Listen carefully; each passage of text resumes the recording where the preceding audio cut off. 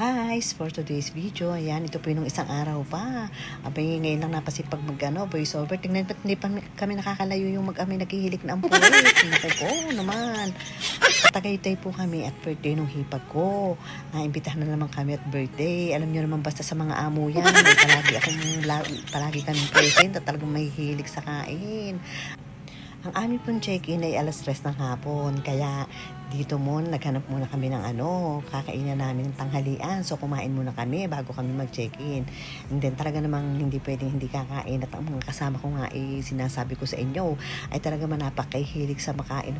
Basta sa mga kainan ay talaga namang hindi nyo may iwanan ng mga aray. O hindi kami kain-kain diyan. Ako yung fried rice naman palang yun yung may hipo. Ako may talagang hindi pwede sa may hipong allergy. Dahil matakaw, ayan, ang napala mo. Namula na allergy. Ako, buti na katya pumunta may dala kong gamot. At dahil mag-aalas 3 na, hindi pupunta na kami sa aming pupuntahan. Ayan, pumasok na po kami sa Crosswinds, Tagaytay. Yun, di nila mo po sa aming pupuntahan, ay medyo mahirap lang po ang signal. Kami po nagbabase ng kay Waze. Ang usapan po, yung anak ko po, dalawa po kami sasakyan. Yung anak ko po yung nasa likod. Ang usapan po namin, kung saan kami pumunta, sunod lang po siya. So pag naligaw kami, diligaw din siya. Di rin naman po naman kahirap maligaw. At wala naman po kayo mapapagtanungan.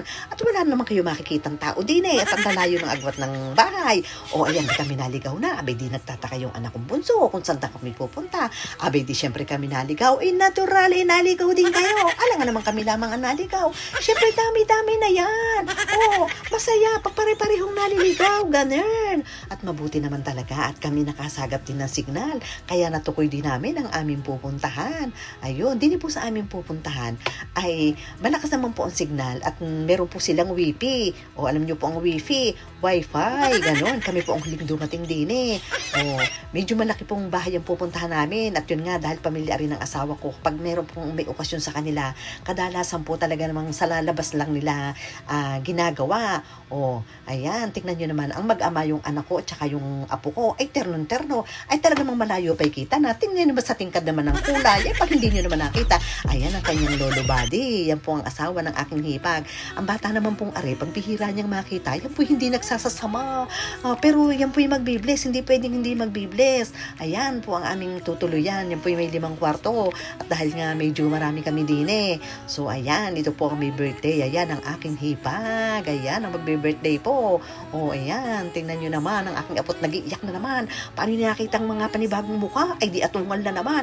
Dini nga po, ayan tingnan yung ninang niya. Gusto siyang kargahin ng ninang niya. Naku, nag-bless lang at talaga namang umatugak na naman. Then dito, tingnan nyo naman ang dining din Tingnan nyo naman ang dining. Ang sarap kumain dyan. Tapos pagkatapos kumain, doon magkakape kayo. Ang sarap magkape doon at din sa gilid. Tingnan nyo naman ang view. Habang nagkakape, ganyan ang paligid. Napakaganda. Kaya talaga naman sulit ang papunta namin din then tingnan nyo naman ang kwarto. Ang ganda ng view. Nakaw, para kayo nasa ibang bansa. Then dito naman ang sa amin. Ayun. Ang sa amin po ay sa baba dahil meron po dong playground para si Aiden po nakakatakbo-takbo doon. So, ang ganda nitong pwesto namin. Ayan, tingnan nyo naman doon. Yun. Meron doon takbuhan si Aiden, kaya nag-enjoy talaga siya. Ayan, takbo-takbo siya dyan. Then, doon po ang pool. At doon naman sa taas, doon po yung kitchen. Yun. Then, dito naman, tingnan nyo naman dyan, second floor. Ang ganda. Tingnan nyo naman ang pamangkin ng asawa ko. Talaga namang napaka-addict sa paglalaro.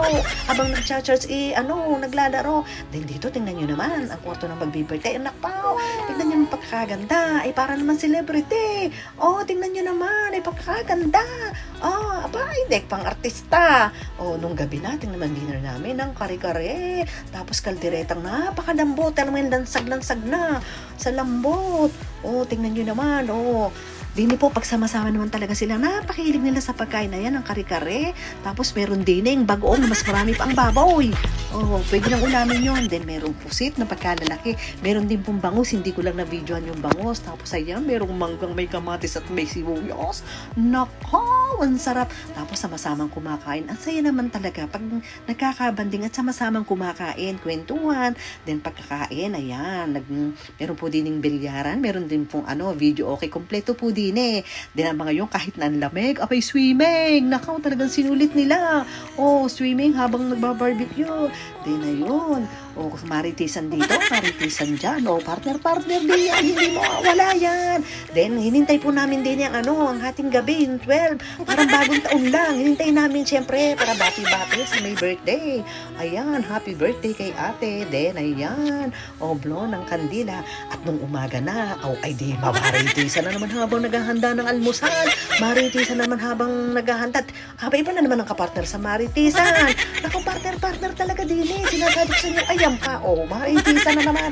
Masaya magmaritis, aminin nyo. Then, ayan, wow! Sarap po, ayan. Dini po sa Chinese po, usually pag may birthday, miswa po na maraming egg. Tingnan nyo naman ang egg din eh. Isang balaw-baw na egg, Pagkatapos kumain, ayan, masarap na buko panda ni Lani. Yan, sarap. Tingnan nyo naman ang isang are. Yung lalagyan, ikinungkanat din na kumain. Ayan, maritisan na naman. Naku, walang humpay na maritisan talaga.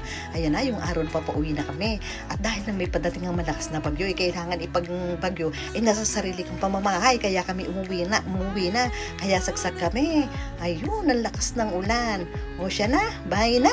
Thank you for watching.